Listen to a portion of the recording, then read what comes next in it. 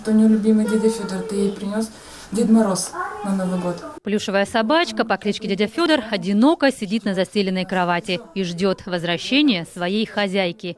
А мама Лизы, Наталья Николаевна, несколько раз в день бегает в отделение реанимации, где вот уже 2 месяца в коме лежит ее дочь. В 2 года Лизе поставили диагноз ювенильный артрит. Это когда иммунная система ошибочно принимает ткани своего организма за чужеродные и отторгает их.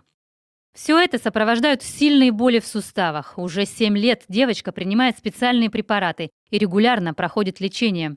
В августе Лизе назначили очередной курс и положили в больницу. Но там случилось обострение, и малышка впала в кому. Выйти из нее она пока не может. Я когда с ней разговариваю, глажу, я ей массаж делаю, ножки, ручки. Вот это она реагирует на меня, на мой голос. Если ей подушечку убрать, она на валике лежит, то она на мой голос, она так вот легонечко голову так поворачивать стала.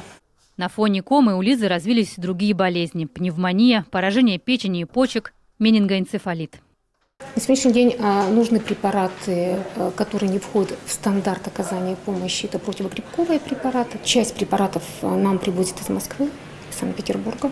Стоят они недешево. На месячный курс необходимо 300 тысяч рублей. Таких денег у родителей Лизы нет. Сейчас с приобретением лекарств девочке помогает благотворительный фонд, где для Лизы открыт специальный счет. Но сегодня там осталось всего 12 тысяч рублей. А лекарства нужны срочно.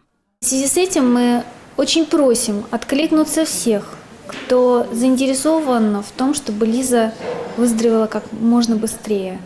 От нас с вами зависит жизнь этой маленькой девочки. Она чудесная, она очень талантливая, она активно, открыта и очень любит мир.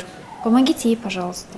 На помощь неравнодушных людей надеются родители и сестра, близнец Лизы Настя.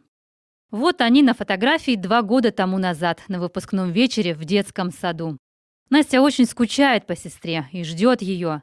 Даже день рождения в сентябре она отмечать не стала. Твердо сказала: устроим праздник, когда Лиза вернется домой.